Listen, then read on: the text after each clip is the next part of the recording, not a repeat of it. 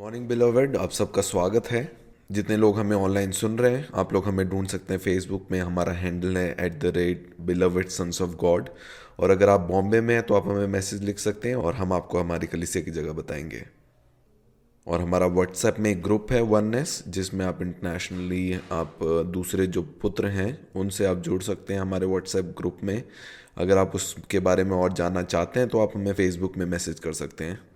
आज बहुत अद्भुत गवाहियाँ हैं जो आज कलीसिया में हमें सुनने के लिए मिली, और मेरा विश्वास है कि आज जो इतवार है वो एक अद्भुत इतवार होगा, क्योंकि आज बहुत बारिश हो रही थी, आज बिजली कड़क रही थी, लेकिन फिर भी बहुत से लोग, आप लोग सब आज यहाँ पे आए हैं। और मेरा विश्वास है कि आप लोगों के लिए आज एक खास वचन होगा, क्योंकि आपने उस वचन को आदर देकर आपने प्रभु को पहला स्थान दिया।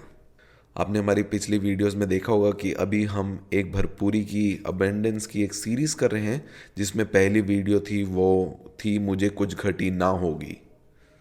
और फिर उसके बाद हमने बात करी कि यहोवा मेरा चरवाहा है, वो परमेश्वर मेरा पिता, इसलिए मुझे कुछ घटी ना होगी, वो मेरी ज़रूरतों को पूरा करता है। और उसकी आखिरी संडे हमने बात किया दशवांश के बारे में।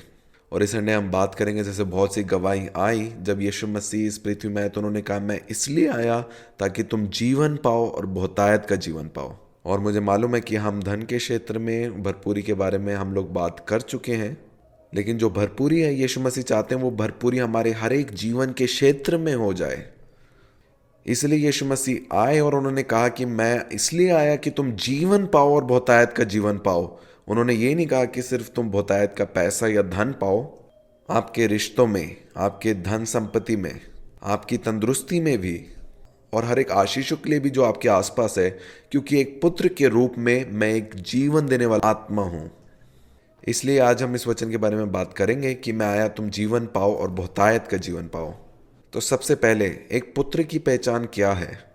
आप मेरे पीछे अंगीकार कीजिए, मैं भरपूरी हूं। आप लोग मेरे पीछे अंगीकार कीजिए, मैं भरपूरी हूं। मैं घटी नहीं हूं, मैं भरपूरी हूं। आप अपनी इस पहचान पे विश्वास कीजिए, क्योंकि ये सत्य है। और जैसे आप इस सत्य में जागोगे कि आप कौन हैं, फिर आप देखेंगे कैसे आप जीवन के हर एक क्षेत्र में आप वो भरपूरी के साथ हैं। और जितने लोग हमें ऑनलाइन सुन रहे हैं, इस वीडियो के नीचे एक लिंक है जिसमें एक PDF फाइल है, उसमें जितने भी वचन आज हम पढ़ेंगे वो सब वचन आपको मिलेंगे। तो हम पढ़ेंगे यूहन्ना का सुसमाचार, उसका 10 अध्याय, उसका 10 वचन। ये जो भरपूरी की सीरीज है, ये तीनों संडे मैंने वचन लिया है और आज भी हम इस वचन को पढ़ेंगे। और क्यों है कि हम एक वचन बार बार पढ़ते हैं? वो इसीलिए कि आप इन वचनों में जड़ें पकड़ लें। यहाँ पे लिखा है, चोर किसी और काम के लिए नहीं परंतु केवल चोरी करने और घात करने और नष्ट करने को आता है।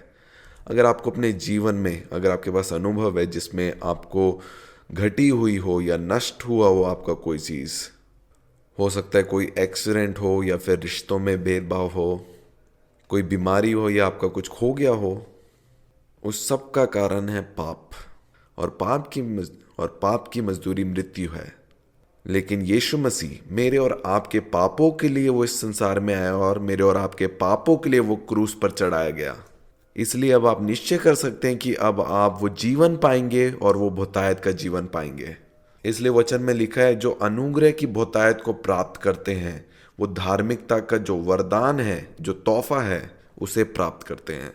इसलिए जो आज हमने प्रभु भोज के बारे में भी सीखा कि जो प्रभु की मेज है वो इस बात का प्रमाण है कि यीशु मसीह वो बन गए जो मैं था, ताकि मैं वो बन जाऊं जो यीशु मसीह हैं।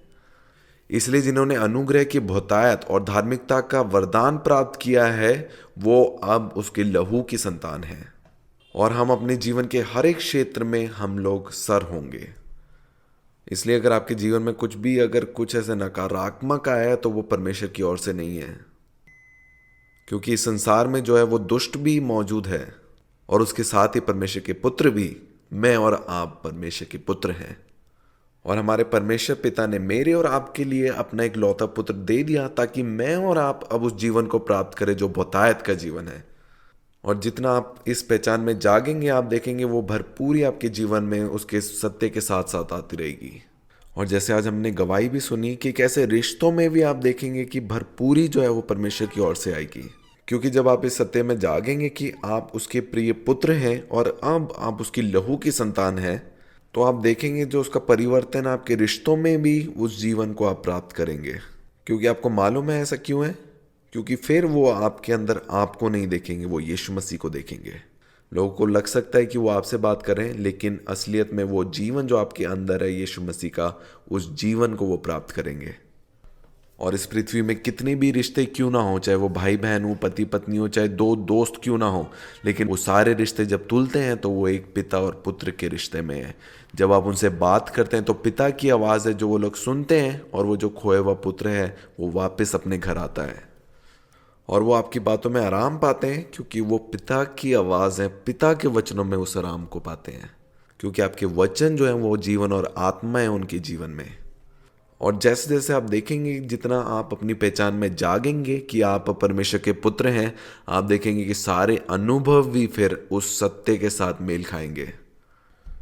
और कई बार लगता है कि जो हमारी खराब परिस्थितियां हमारे जीवन को लेकर, हमें लगता है कि हमें वो प्रार्थनाओं को लेकर हमें किधर इधर उधर भागना चाहिए या लोगों के पास जाना चाहिए।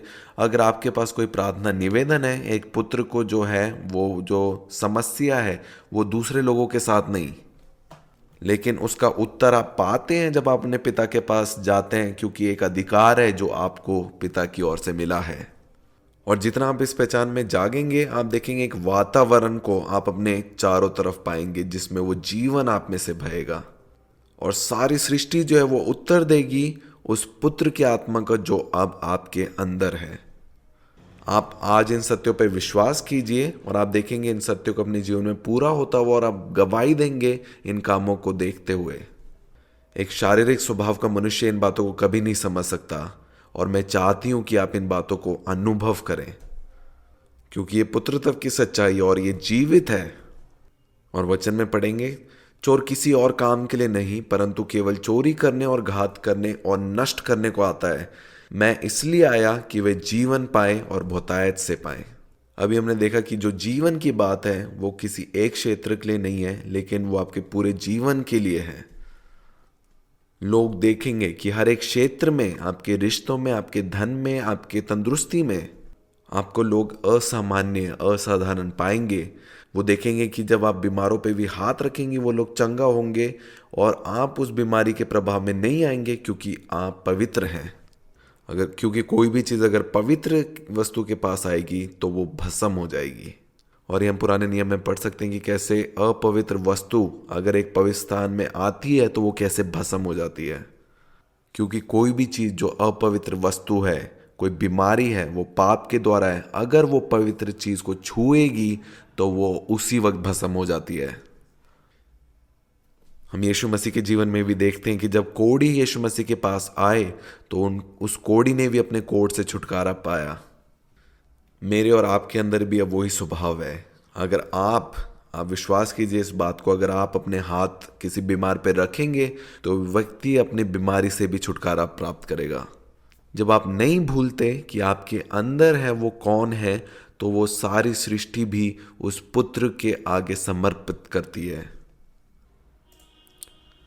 आगे हम पढ़ेंगे तीसरा यूहन्ना की पत्री, उसका 1 अध्याय और उसका 2 वचन।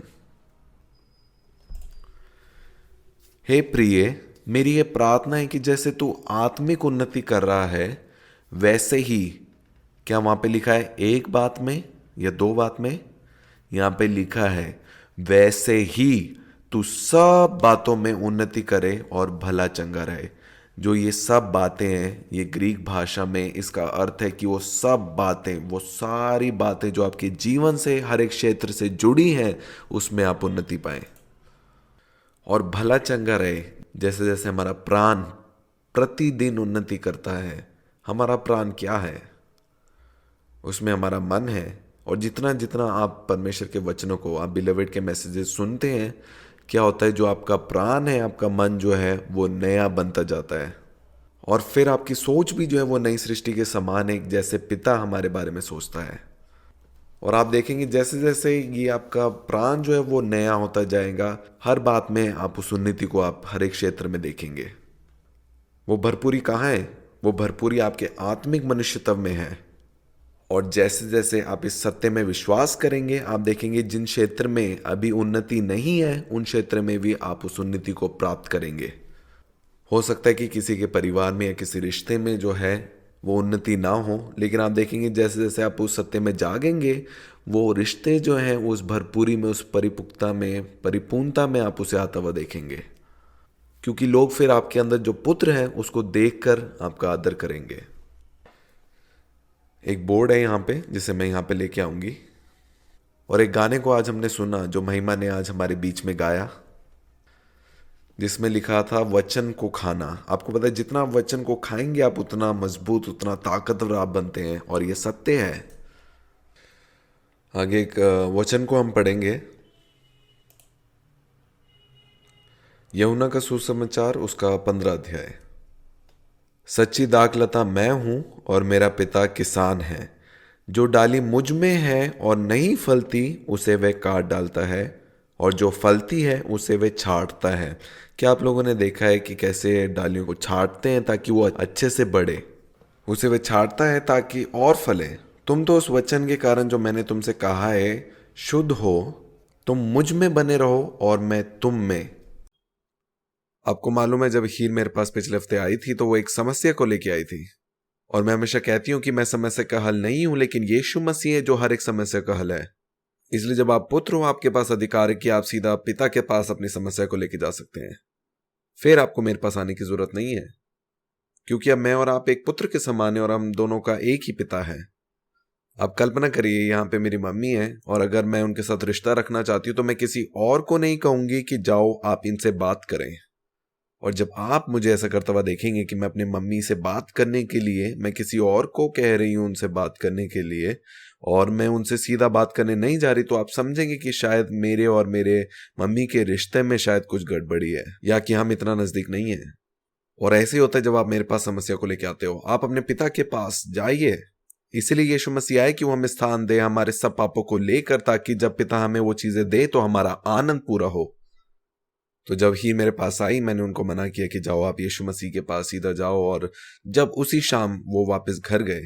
और आप कल्पना करिए अगर मैं हीर के साथ बैठती और उसको समस्या का हल देती, तो जो अनुभव पिता ने हीर को दिया है वो शायद अनुभव उनको नहीं मिलता, और वो अनुभव केवल पिता उनको दे सकता है।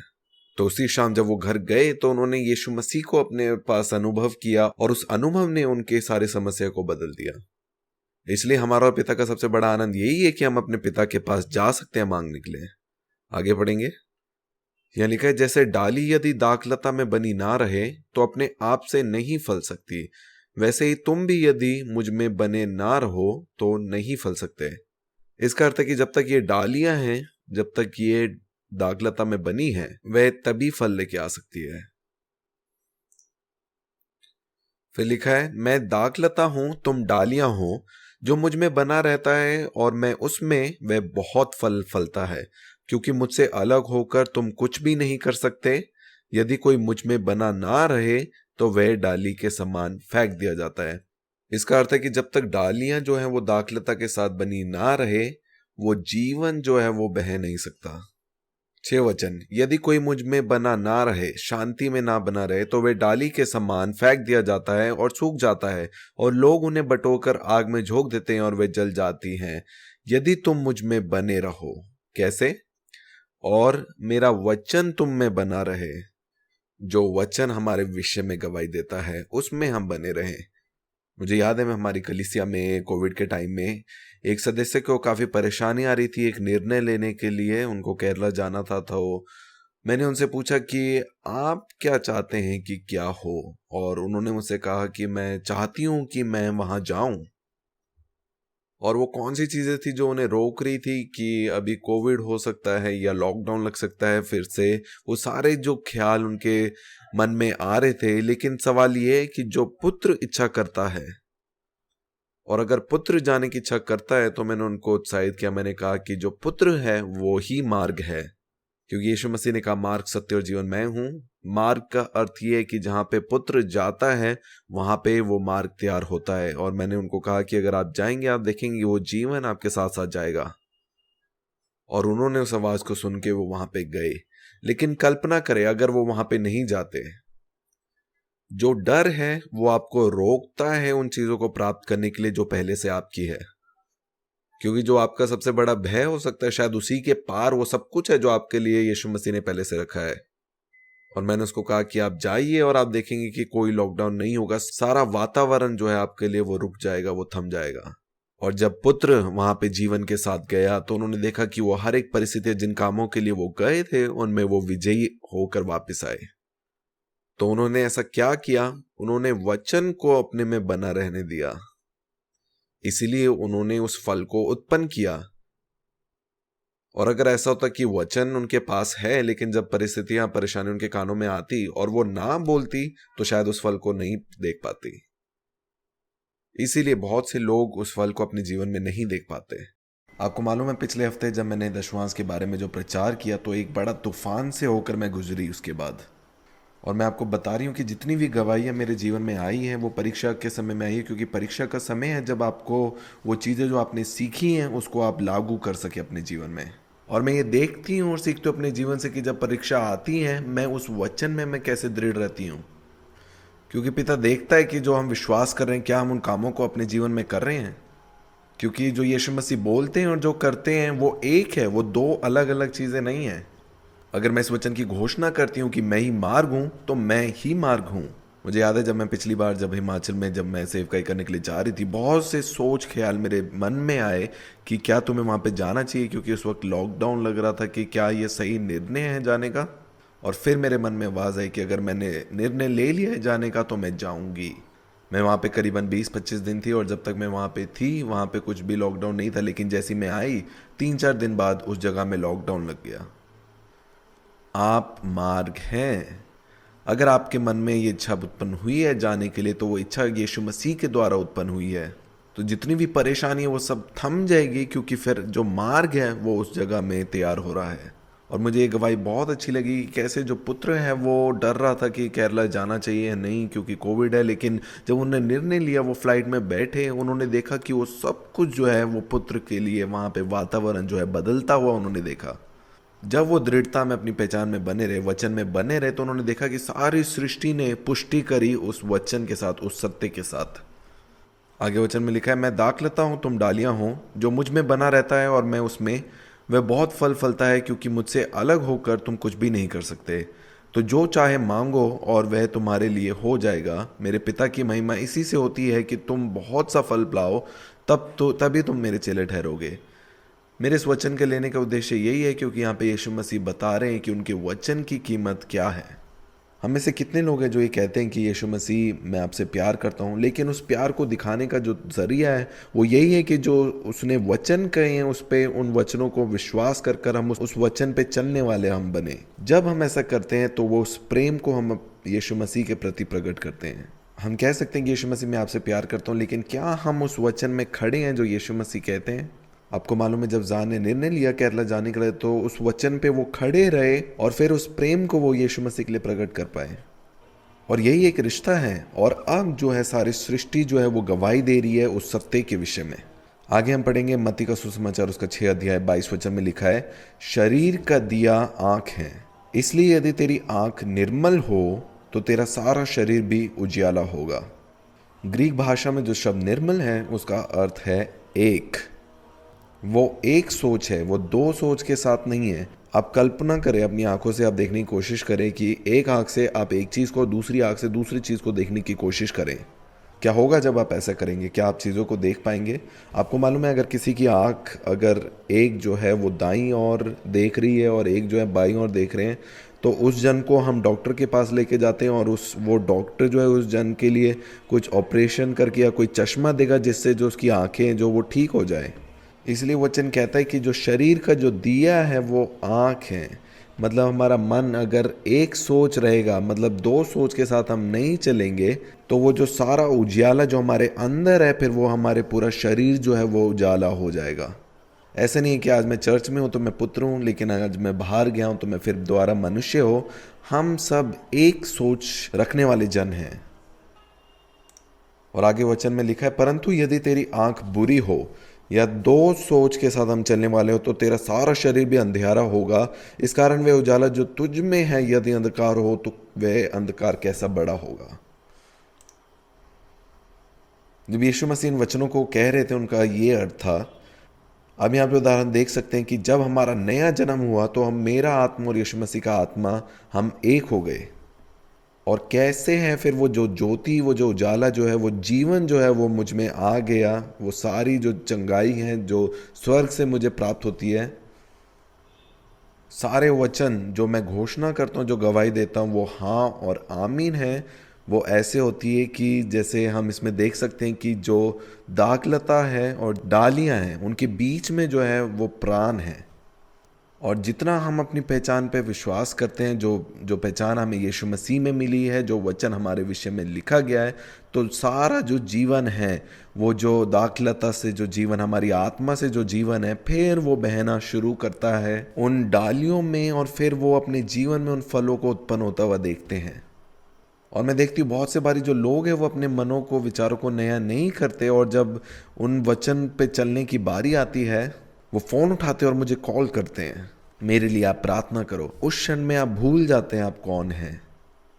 कल्पना करिए अगर मैं ज़ाक के लिए भी प्रार्थना कर देती, लेकिन मैंने उसको सिर्फ उत्साहित किया कि आप जाइए वहाँ पे, क्योंकि आप पुत्र हैं, और जो जीवन यीशु मसीह में था वही जीवन को लेकर आप चलते हैं, और आपको जीवन के साथ चलना है अब। और मैंने बस उनसे एक सवाल पूछा कि आप क्या चाहते हैं, और इन्होंने कहा कि मैं चाहती हूँ कि मैं जाऊँ। तो फिर मैंने इनको कहा कि आप जाइए, क्योंकि आप ही मार्ग हैं। और फिर उन्होंने देखा उस वचन को अपने जीवन में कार्य करते हुए। वही समय था परीक्षा का, जब हमें उस वचन में स्थिर रहना है। और ये सब बातें होती हैं जब मैं और आप एक मन, एक सोच के साथ चलते हैं। फिर यहाँ पे आप उन सब फलों को देखते हैं, और इस रीति से आप उस जीवन में बने रहते हैं। आप वचन को लेते हैं, ग्रहण करते हैं, उस वचन में आप बने रहते हैं। आप वचन पे विश्वास करिए और उस वचन को आपके अंदर कार्य करने दें, क्योंकि फिर जब परीक्षा की समय आएगी तब आप दूसरों की तरह भागेंगे नहीं, लेकिन आप एक विश्राम में अपने आप को देखेंगे।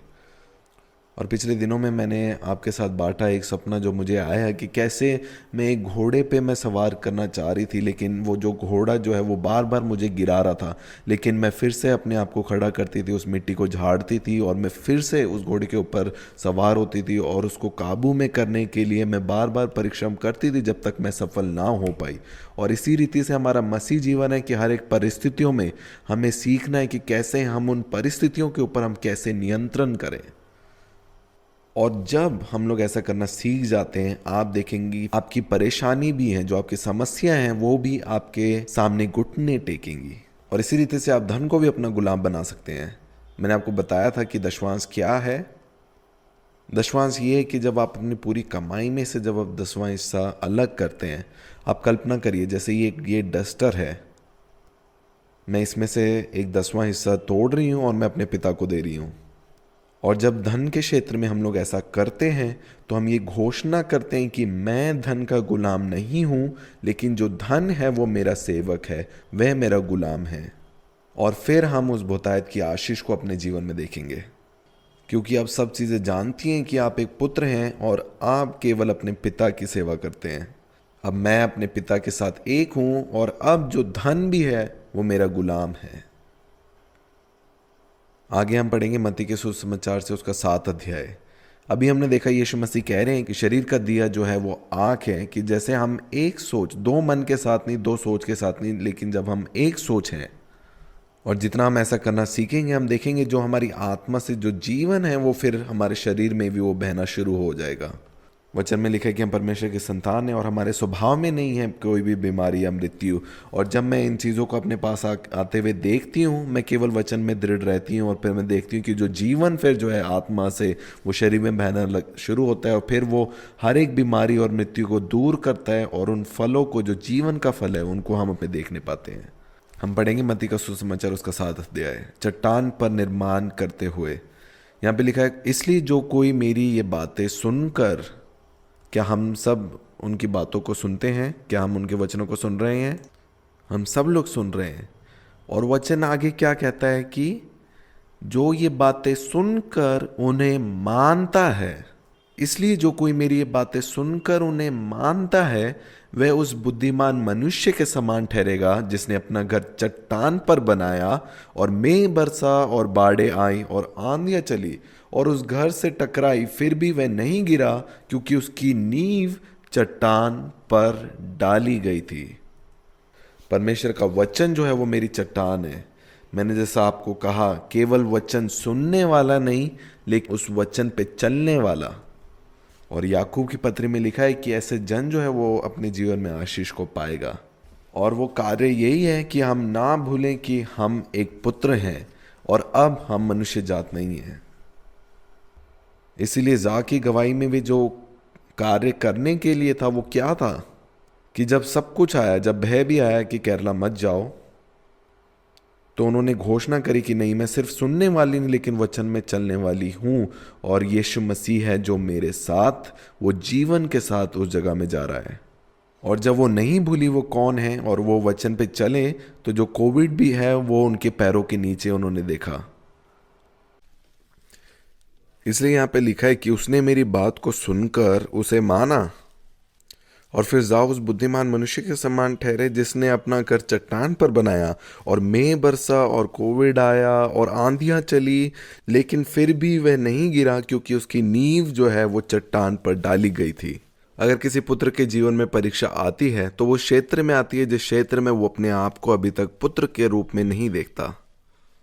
क्योंकि यीशु मसीह तूफानों के बीच में सो रहे थे, वो उनके लिए परीक्षा नहीं थी, वो आराम में थे। लेकिन जो अन्य चेले थे उन लोगों के लिए वो परीक्षा का समय था, इसलिए उन्होंने जाकर यीशु मसीह को जगाया और यीशु मसीह ने उनको डांटा कि हे अल्पविश्वासियों, कि तुम लोग क्यों आराम में नहीं हो। अगर मैं तूफानों के बीच में सो सकता हूं तो तुम भी वैसा सीखो। और जितना पवित्र आत्मा आपको सिखाएगा, आप देखेंगे कि उन तूफानों के बीच में भी फिर आप शांत रहना सीख जाएंगे। और जाकी गवाही से हम यही सीखते हैं कि पवित्र आत्मा ने उन्हें सिखाया कि कैसे तूफानों के बीच में भी वो विश्राम के साथ चलना। और जितना वो उस विश्राम में चलते हैं वो देखते हैं कि सारी परिस्थितियां उनके पैरों के नीचे होती है। और जितना भी आत्मिक क्षेत्र है वो जानता है, वो देखता है कि ये जो पुत्र है, ये जो सुनता है और जो ये मानता है वो एक है। और जितना हम उस स्थान में बने रहते हैं, हम वो सारी जो प्रधानताएं हैं और शक्तियां इस संसार की है, वो सब जो है हमारे पैरों के नीचे है, हमसे डर कर भागती हैं। आगे वचन में लिखा है, परंतु जो कोई मेरी ये बातें सुनता है और उन पर नहीं चलता, वह उस निर्बुद्धि मनुष्य के समान ठहरेगा जिसने अपना घर बालू पर बनाया और मेघ बरसा और बाढ़ें आई और आंधियां चली और उस घर से टकराई और वह गिर कर सत्यानाश हो गया। एक पुत्र है जो उनकी बातें सुनकर उस पर चलता है, दूसरा पुत्र वो है जो उनकी बात सुनकर उस पर नहीं चलता। तो कौन है वो जो जिसका घर दृढ़ है? वही जो अपनी पहचान को नहीं भूलता कि वो पुत्र है और परिस्थितियों में वो उस पहचान को पकड़े रहता है। और कौन है वो जो भूल जाता है? वो मनुष्य वह है जब समय आया परीक्षा का कि पहचान में बने रहे, लेकिन उसने उस पहचान को उस वक्त छोड़ दिया। इसलिए वचन भी कहता है कि वो कौन सी डालियां हैं जिसे वो काटता है। वो वही डालियां हैं जो मुझ में नहीं बनी रहती। वो मेरे बारे में सुनते हैं और वो कहते हैं कि मैं उनमें हूं, लेकिन मेरा जो वचन है वो उनके अंदर जीवित नहीं है। मुझे याद है जब मैंने बिलीवर्ड में एक तस्वीर को शेयर किया था हमारे ग्रुप में, तो वो तस्वीर एक घोड़े की थी, जो एक घोड़ा जो है वो बेकाबू है, और दूसरी तस्वीर वो थी एक ऐसा घोड़ा जो बिल्कुल ही शांत है और वो काबू में है। और जैसे मैंने ये तस्वीर भेजी, जब हमारे चर्च में रत्ना ने उस तस्वीर को देखा तो परमेश्वर ने उन्हें एक स्वप्न में बातचीत करी और भजन संहिता 27 सुने दिया। और भजन संहिता 27 अपने भय पे विजय पाने के बारे में वो लिखा गया है।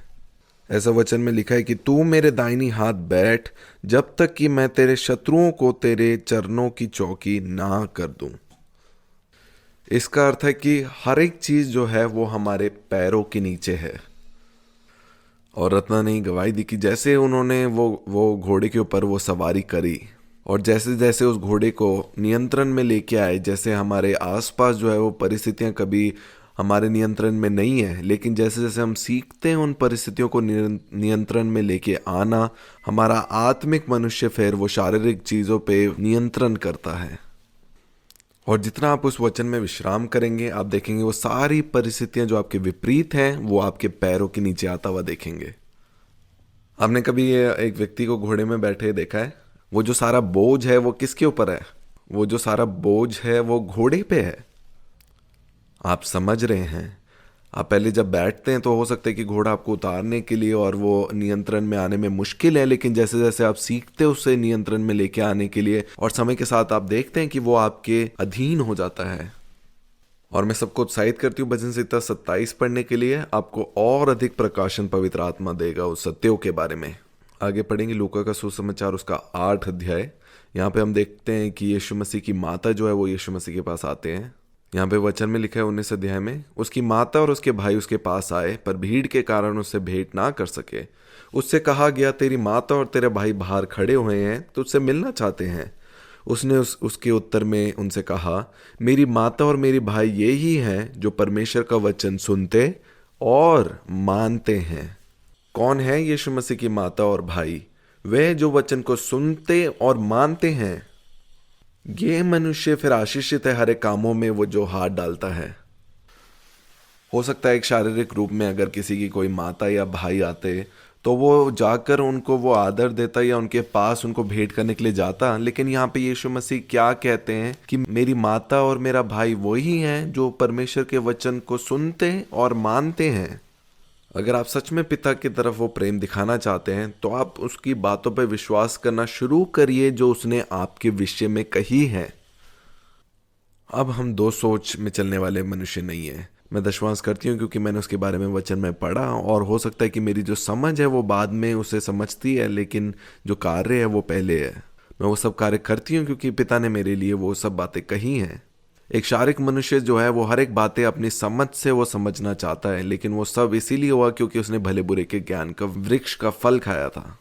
अब जो चीज़ें हम करते हैं वो समझ के अनुसार नहीं, लेकिन जो आत्मा के अनुसार जो पिता ने मेरे लिए वचन कहे हैं उसके अनुसार हम करते हैं। आगे वचन में पढ़ेंगे याकूब की पत्री उसका 1 अध्याय 22 वचन, परंतु वचन पर चलने वाले बनो और केवल सुनने वाले ही नहीं जो अपने आप को धोखा देते हैं। ये वचन हम बार बार पढ़ते हैं, परंतु वचन पर चलने वाले बनो और केवल सुनने वाले ही नहीं, क्योंकि जो ऐसा करते हैं वो अपने आप को धोखा देते हैं। अगर जात जो है उस प्लेन में नहीं जाते तो वो अपने आप को फिर धोखा दे रहे होते अपने पहचान के विषय में।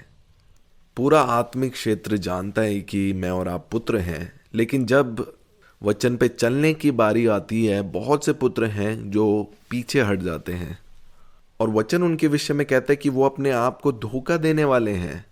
आगे लिखा है, क्योंकि जो कोई वचन का सुनने वाला हो और उस पर चलने वाला ना हो तो वह उस मनुष्य के समान है जो अपना स्वाभाविक मुंह दर्पण में देखता है, इसलिए कि वह अपने आप को देखकर चला जाता और तुरंत भूल जाता है कि वह कैसा था। इसे दोबारा हम पढ़ेंगे, क्योंकि जो कोई वचन का सुनने वाला हो और उस पर चलने वाला ना हो तो वह उस मनुष्य के समान है जो अपना स्वाभाविक मुंह, स्वाभाविक का जो हिब्रू वर्ड है वो उत्पत्ति है। इसका अर्थ यह है कि यह मनुष्य भूल गया है कि उसकी उत्पत्ति जो है वो कहाँ से हुई है। जिस क्षण मेरा और आपका नया जन्म हो गया, हमारा नया जन्म कब हुआ? उसी वक्त जब हमने विश्वास किया कि यीशु मसीह मेरे लिए, मेरे पापों के लिए क्रूस पे गया। उसने मेरे सब पाप ले लिए ताकि मैं उसमें होकर पिता की धार्मिकता बन जाऊं। अब मैं और आप कोई आदम जात नहीं है। नए जन्म का अर्थ यही है कि हमने नया जन्म प्राप्त किया आदम से नहीं, लेकिन स्वर्ग से, अपने परमेश्वर पिता से।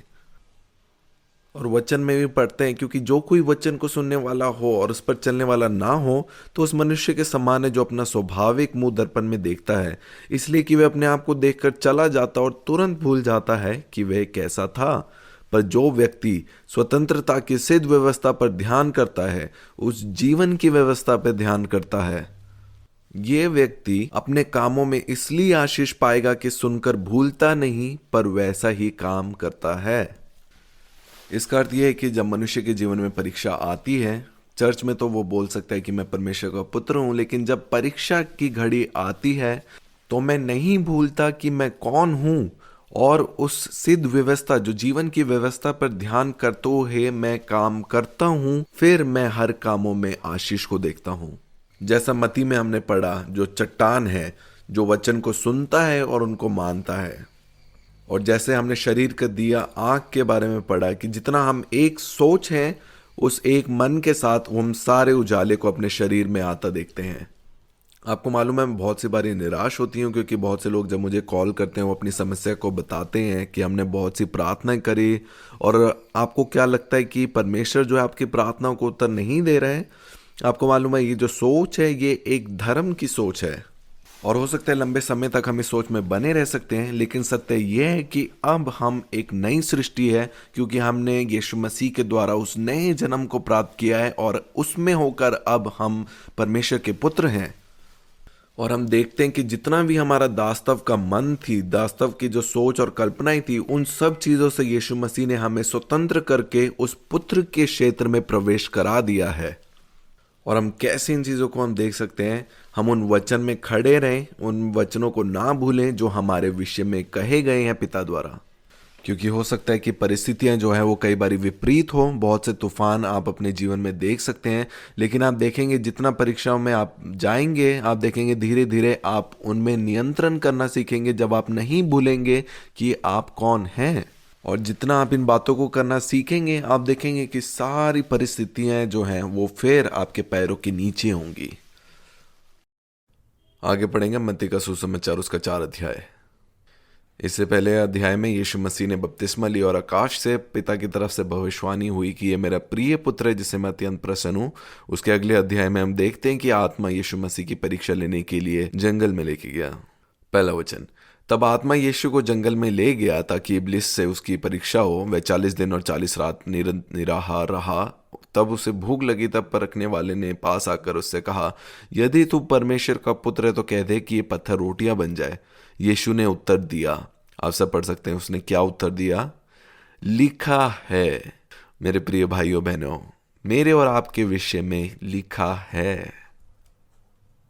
आप ऐसा कह सकते हैं अगर कोई बीमारी का लक्षण आपके शरीर में दिखे कि लिखा है मेरे स्वभाव में बीमार होना नहीं है। जो कुछ भी बाइबल में हम पढ़ते हैं जो यीशु मसीह के विषय में कहा गया है, अब वो मेरे विषय में भी है, क्योंकि वचन में मेरे विषय में लिखा गया है कि मुझे कुछ घटी ना होगी, पुत्र अपनी कोई भी चीज ना खोएगा। ये मेरे विषय में लिखा गया है कि मैं स्वयं भरपूरी हूं। और हम इन बातों में इसलिए विश्वास करते हैं क्योंकि ये पिता द्वारा कही गई है और यही सत्य है। इसके अलावा जो भी आपके आसपास दिखता है वो सब झूठ है, क्योंकि परमेश्वर का वचन ही सत्य है आपके बारे में। और अगर आप इन बातों पर विश्वास नहीं करते, आप अपने आप को धोखा देते हैं। यीशु ने उत्तर दिया, लिखा है, मनुष्य केवल रोटी ही से नहीं परंतु हर एक वचन से जो परमेश्वर के मुख से निकलती है जीवित रहेगा। तब इब्लिस उसे पवित्र नगर में ले गया और मंदिर के कंगूरे पे खड़ा किया और उससे कहा, यदि तू परमेश्वर का पुत्र है तो अपने आप को नीचे गिरा दे, क्योंकि लिखा है, वह तेरे विषय में अपने स्वर्गदूतों को आज्ञा देगा और वह तुझे हाथों हाथ उठा लेंगे, कहीं ऐसा ना हो कि तेरे पाँव में पत्थर से ठेस लगे। यीशु ने उससे कहा, यह भी लिखा है, तू अपने परमेश्वर की परीक्षा ना कर। आपको मालूम है इसका अर्थ क्या है? बहुत सी बारी मुझे कॉल आता है, लोग कहते हैं कि मैं अभी भी बीमार हूं और मैं अंगीकार कर रहा हूं अपनी चंगाई के विषय में, पर मैं चंगाई को प्राप्त नहीं कर पा रहा हूं। पर जो स्वर्ग राज्य है वो इस रीति में कार्य नहीं करता। आपको मालूम है, मैं विश्वास करती हूं कि मेरे स्वभाव में कोई बीमारी नहीं है, क्योंकि यही वचन और सत्य है। मैं अपने अनुभव को देखकर मैं वचन को नहीं ढाल रही कि वो सत्य है या नहीं। और मैं देखती हूँ बहुत से बारी लोग जो है वो यही करते हैं कि वो अपने अनुभव को देखकर उसे सत्य घोषित करते हैं। लेकिन मैं अपने जीवन में बहुत सी चीजें करती हूँ क्योंकि वो वचन में लिखा गया है। जैसे मैंने दशवांश के बारे में बताया कि मैं वो करती हूँ क्योंकि लिखा है। क्योंकि अगर पिता किसी विषय में गवाही देता है या किसी बात को वो हमें कहता है करने के लिए, तो मैं वो करती हूँ क्योंकि मुझे मालूम है हर एक वचन जो बाइबल में लिखा है वो ही सत्य है। जिस वक्त मैं बीमार थी और मैंने बाइबल पढ़ा, मैंने इस बात पर विश्वास किया कि मेरे स्वभाव में नहीं है बीमार होना। और मुझे याद है वो समय, उस वक्त मुझे बहुत दर्द होता था, मैं कोई भी काम करती थी, लेकिन उस दर्द में भी मैं एक ही अंगीकार करती थी कि ये मेरे स्वभाव में नहीं है, ये मेरे स्वभाव में नहीं है। और फिर क्या हुआ, जो चंगाई मुझे पूरे साल भर में नहीं मिली, वो सिर्फ 3 दिन में मुझे वो चंगाई प्राप्त हो गई। उस क्षण के बाद सारी बीमारी मेरे शरीर से चली गई और आज का दिन है, अभी तक मुझे कोई बीमारी छू भी नहीं पाई। लेकिन सबसे पहले मैं उस वचन की पुष्टि अपने अनुभव के साथ नहीं कर रही थी। हाँ, मेरे शरीर में दर्द था, लेकिन मैं तैयार थी चाहे मैं उस दर्द के साथ मर भी जाऊं, लेकिन जो बात मेरे पिता ने मेरे विषय में कही है केवल वो ही सत्य है। इसलिए आप वचन में भी देख सकते हैं कि यीशु मसीह नहीं कूद रहे सिर्फ ये देखने के लिए कि क्या वचन सत्य है या नहीं। आपको मालूम है शैतान है जो परखने वाला है, जो कह रहा है कि तुम कूद कर देखो, हो सकता है वो आपके पास भी आए कि अगर तुम पुत्र हो तो तुम दवाई नहीं खा सकते, बीमार नहीं पड़ सकते। क्योंकि शैतान भी यीशु मसीह के पास इसी रीति से आया, लेकिन यीशु मसीह ने उसे उत्तर दिया कि लिखा है कि तू प्रभु अपने परमेश्वर की परीक्षा ना कर। क्या है वो परीक्षा करना? यही कि उसकी पुष्टि किसी और चीज के साथ ना करना। यीशु मसीह ने बस अपने पिता की गवाही पे विश्वास किया कि वह उसका प्रिय पुत्र है। आपको मालूम है, जब आत्मिक क्षेत्र में एक पुत्र जान जाता है कि वो उसका प्रिय पुत्र है, या हर एक वचन जो पिता ने लिखा है वो सत्य है, चाहे अनुभव कुछ भी क्यों ना हो, तो वो सारा सृष्टि जान लेती है कि अब इस पुत्र को हिलाना मुश्किल है। और फिर उसके बाद वो सारी परिस्थितियां आपके सामने घुटने टेकती हैं। ऐसे ही धन आपका सेवक बनता है। ऐसी जो स्वर्ग स्वास्थ्य वो आप में बनी रहती है जब हम नहीं पुष्टि करते परमेश्वर के वचन की किसी और चीज के साथ। और मैं दशवांश भी करती हूँ क्योंकि ये मेरे लिए मेरे विषय में कहा गया है। और जब मैं ऐसा करती हूँ, मैं अपने परिस्थिति को नहीं देखती हूँ कि मेरे पास कितना है। हो सकता है कि मेरा शरीर मुझे बता रहा है कि मेरे पास घटी है, लेकिन मैं दशवांश करती हूँ क्योंकि मुझे पता है कि मैं स्वयं भरपूरी हूँ। और जब मैं सत्य में बनी रहती हूँ, मैं देखती हूँ कि हर एक चीजें जो है वो मेरे सामने घुटने टेकती हैं। और फिर दोनों क्षेत्र, ये सारी सृष्टि जानती है कि अरे ये जो पुत्र है ये दशवांश करता है, चाहे इसके पास धन है या नहीं है, ये सिर्फ उनमें पिता के वचन पे विश्वास करती हैं। और अब आप देखेंगे कि वो धन भी आपका सेवक बन जाता है। जब तक मैं पहचान अपनी परिस्थितियों से या बाहर सृष्टि से मैं अपनी पहचान को ढूंढता रहूँगा, जब तक मैं एक कुश्ती में रहूँगा अपने आप को पहचानने के लिए, तब तक जो है वो चीज़ें मेरे सामने घुटने नहीं टेकेंगी। इसलिए मेरा कार्य सिर्फ यही है कि मैं अपने पिता के वचन पे विश्वास करूं, क्योंकि मुझे मालूम है केवल वो ही सत्य हैं। आगे वचन में लिखा है, फिर इब्लिस उसे एक बहुत ऊंचे पहाड़ पर ले गया और सारी जगत के राज्य और उसका वैभव दिखाकर उसे कहा, यदि तू गिरकर मुझे प्रणाम करे तो मैं ये सब कुछ तुझे दे दूंगा। और आज के समय में भी हम देख सकते हैं कि शैतान कहता है कि मैं तुम्हें सब कुछ दे दूंगा, ये धन दौलत, अगर तुम मुझे प्रणाम करोगे। और आप देखोगे कि सारी सृष्टि जो है वो धन को सेवा करने के लिए, धन की सेवा करने के लिए वो जुटी हुई है। और ये बहुत से लोगों का विश्वास है कि अगर धन मेरे जीवन में है तो परमेश्वर मेरे साथ है। हो सकता है आपके पास बहुत सारा धन हो, लेकिन आपके रिश्तों में गड़बड़ी हो, आपके स्वास्थ्य में गड़बड़ी हो। लेकिन जब यीशु मसीह आपके जीवन में जब भरपूरी बोलता है तो वो हर एक क्षेत्र में वो भरपूरी को लेके आता है। और आगे वचन में लिखा है, शैतान ने कहा, यदि तू गिरकर मुझे प्रणाम करे तो मैं ये सब कुछ तुझे दे दूंगा। तब यीशु ने उसे उत्तर दिया, हे शैतान, दूर हो जा, क्योंकि लिखा है, तू प्रभु अपने परमेश्वर को प्रणाम कर और केवल उसी की उपासना कर। और यही दशवांश है। और जब यीशु मसीह ने ऐसे किया तो क्या हुआ? आगे वचन में लिखा है, तब शैतान उसके पास से चला गया और देखो स्वर्गदूत आकर उसकी सेवा करने लगे। जब आप ऐसा करेंगे अपने जीवन में, आप देखेंगे कि जो आत्मिक क्षेत्र है फिर वो आपकी सेवा करेगा। और हम देख सकते हैं वचन में, उसके बाद जहां जहां यीशु मसीह चला वहां पे दुष्ट जो है, वो शैतान जो है, वो भागना शुरू करा। अगर आप चाहते हैं कि धन आपका सेवक बने तो आप दशवांश करना शुरू करें।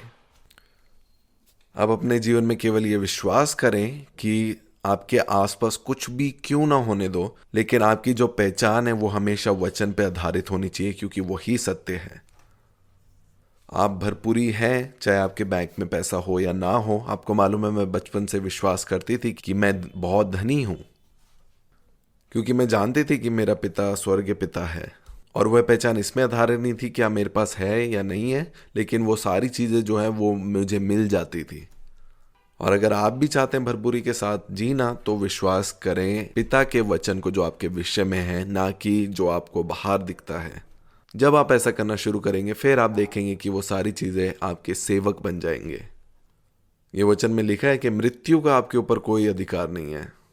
वो मेरे विषय में कहा गया है, इसलिए मैं उस पर विश्वास करूंगी। आगे हम पढ़ेंगे रोमियो की पत्री, उसका 10 अध्याय 8 वचन में लिखा है, परंतु वह क्या कहती है, ये कि वचन तेरे निकट है, तेरे मुंह में और तेरे मन में है। आगे वचन में देखेंगे रोमियो उसका 11 अध्याय 2 वचन, इसमें लिखा है, इस संसार के सदृश ना बनो, परंतु तुम्हारे मन के नए हो जाने से तुम्हारा चाल चलन भी बदलता जाए, जिससे तुम परमेश्वर की भली और भावती और सिद्ध इच्छा अनुभव से मालूम करते रहो। आपके मन के नए होने के द्वारा, वो कौन सा क्षेत्र था जहां पे गड़बड़ी आई? जब आदम ने पाप किया और उस भले बुरे के ज्ञान के वृक्ष को खाया, तो वो क्या चीज थी जो गड़बड़ी में आ गई? मेरा और आपका प्राण। और अब जो पिता हमें वापस से अपने स्वर्ग राज्य में प्रवेश कराया है, तो वो हमें कहता है कि पुत्र, अब मैं तुम्हें जो है वो नए सत्य वचन को मैं सिखाऊंगा, जिससे तू अपनी पहचान बनाना। जो ये पेड़ का फल तुम्हारे विषय में कहता है, उससे अपनी पहचान मत लेना, क्योंकि मैं ही वो जीवन हूं।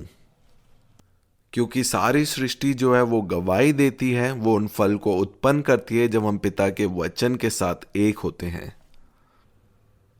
मैं इस वचन में चली हूं और मैंने इस वचन को जीवित पाया है, इसीलिए मैं वो जीवन आप लोगों को दे रही हूं।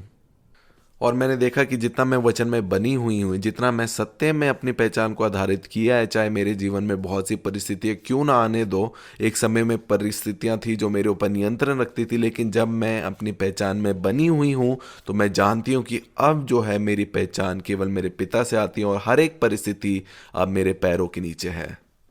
और जितना आप उसके वचन में चलेंगे, आप देखेंगे कि वो सारे जो वादे हैं, जो जितने भी वचन हैं, वो सब सत्य हैं, और आप अपने आप को देखेंगे उन सब परिस्थितियों के ऊपर नियंत्रण करते हुए।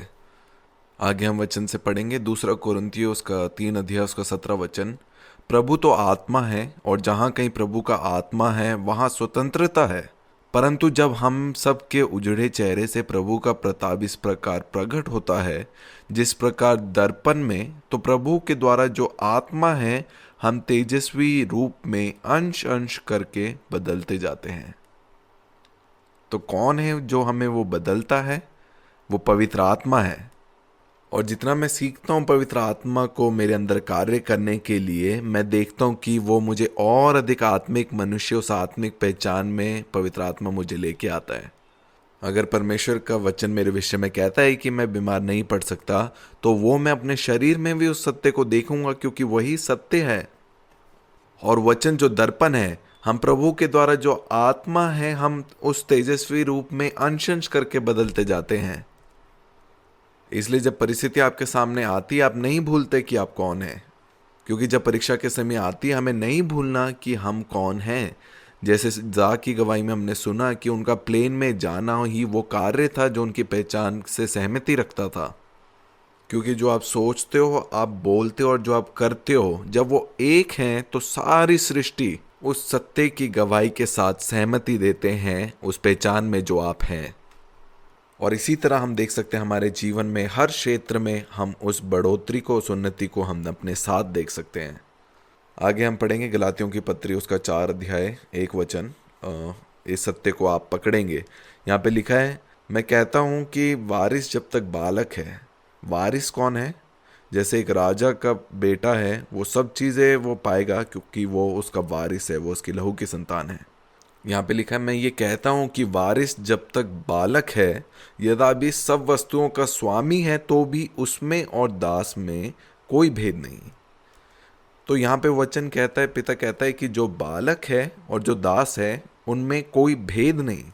और इस वचन में हम थोड़ा और अध्ययन करेंगे। मैं चाहती हूँ कि मैं आपके लिए इब्रानियों की पत्री में से कुछ पढ़ूँ। ये वचन जो है आपके PDF में नहीं है, पर वहाँ पे हम देख सकते हैं वचन कहता है जो आत्मिक क्षेत्र में अभी बढ़ रहे हैं उनके विषय में, या जो आत्मिक क्षेत्र में एक बालक के समान है। हम पढ़ेंगे इब्रानियों की पत्री उसका 5 अध्याय उसका 12 वचन में लिखा है, समय के विचार से तो तुम गुरु हो जाने चाहिए था, तो भी यह आवश्यक हो गया है कि कोई तुम्हें परमेश्वर के वचनों की आदि शिक्षा फिर से सिखाए।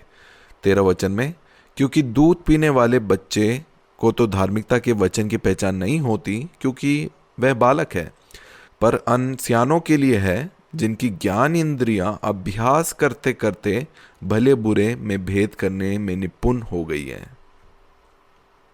इसका मतलब वो मनुष्य जिसे वचन के अभ्यास नहीं है, वो एक बालक के समान है।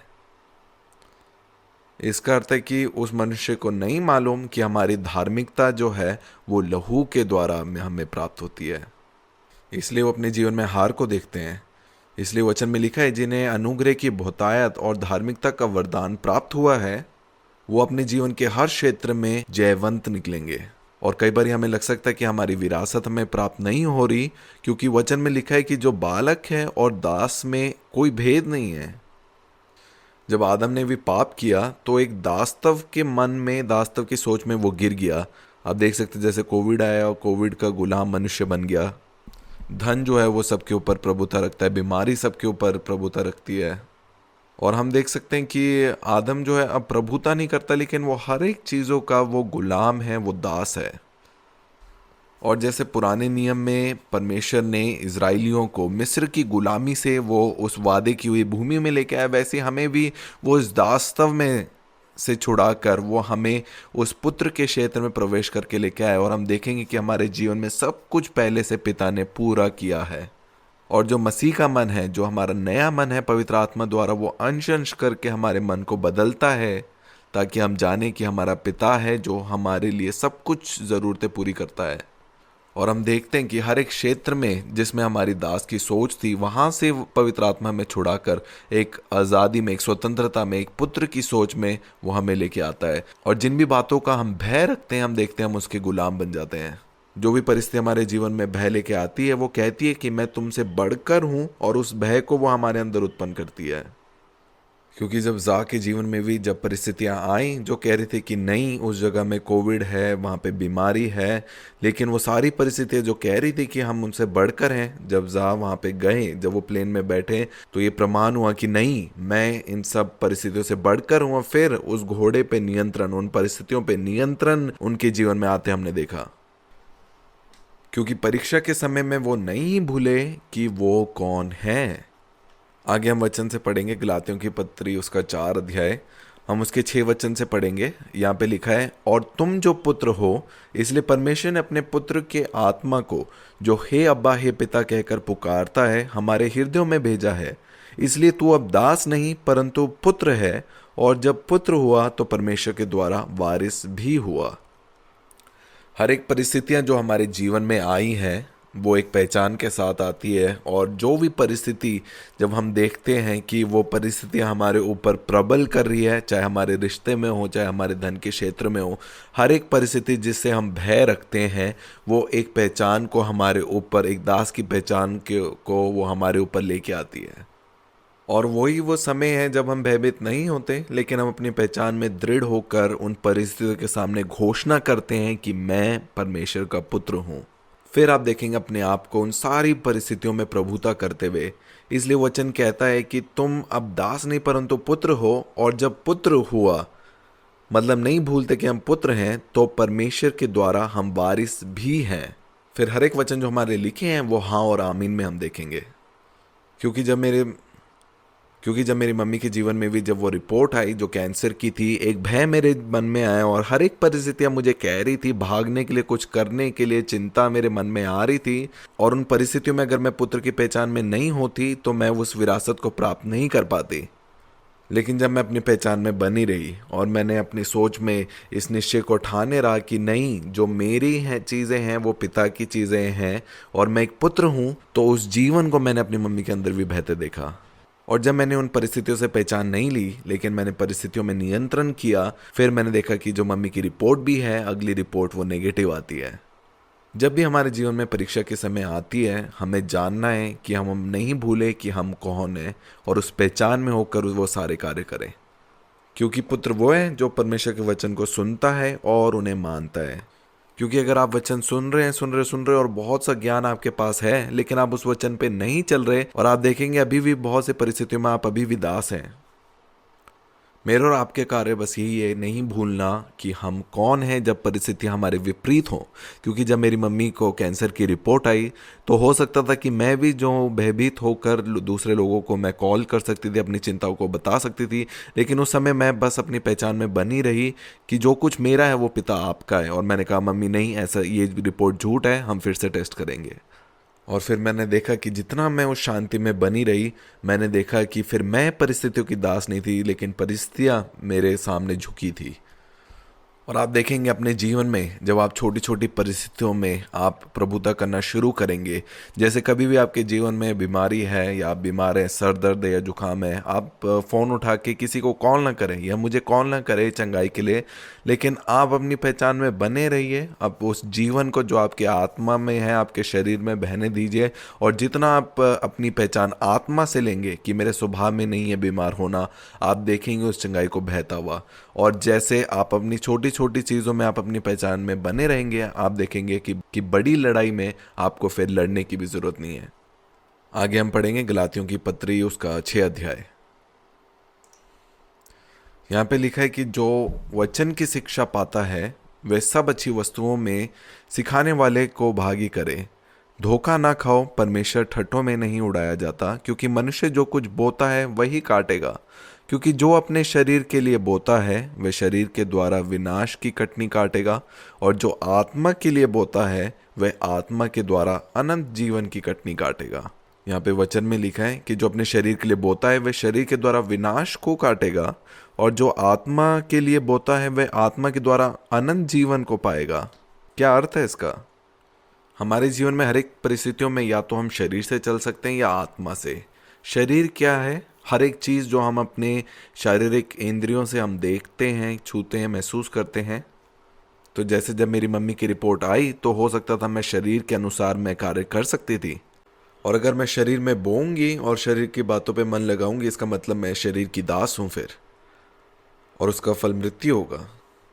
और जब हम आत्मा में बोएंगे, इसका अर्थ है कि जब सारी जो मेरी इंद्रियां हैं, जो शरीर है, वो मुझे कहेगा या रिपोर्ट जो कहेगी, उन परिस्थितियों में जब मैं शांत रहना सीखूंगी तब मैं देखूंगी कि मैं आत्मा में फल पाऊंगी।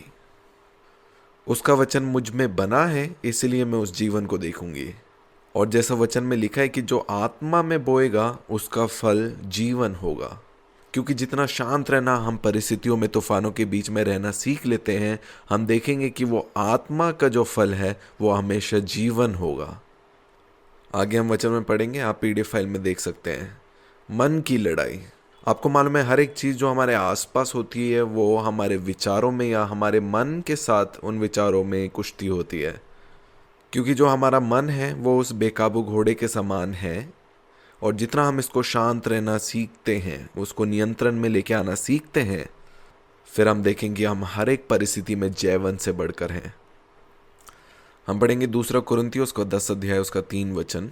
यहाँ पे लिखा है, क्योंकि यद्यपि हम शरीर में चलते फिरते हैं तो भी शरीर के अनुसार नहीं लड़ते, क्योंकि हमारी लड़ाई के हथियार शारीरिक नहीं पर गड्ढों को ढा देने के लिए परमेश्वर के द्वारा सामर्थी हैं। इसलिए हम कल्पनाओं का और हर एक ऊंची बात का जो परमेश्वर की पहचान के विरुद्ध में उठती हैं खंडन करते हैं, और हर एक भावना को कैद करके मसीह का आज्ञाकारी बना देते हैं। हम में से कितने लोग हैं जो ये करते हैं, अपने विचारों को जो परमेश्वर की पहचान के विरुद्ध में उठती हैं उसका खंडन करते हैं। मैं आप सबको उत्साहित करना चाहती हूँ कि आप ऐसा करके देखें, फिर आप देखेंगे कि पिता कितना सत्य है आपके पहचान के बारे में।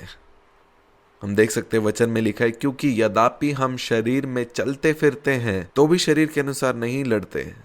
इसका अर्थ ये है कि जब परेशानी आपके पास आती है तो आप अपना फ़ोन उठाकर वो परेशानी किसी और व्यक्ति को नहीं बताते कि जब परेशानी मेरे मन में आए तो फिर मैं चिंता में पड़ जाऊं, निराशा में पड़ जाऊं, इधर उधर मैं मदद के लिए भागूं।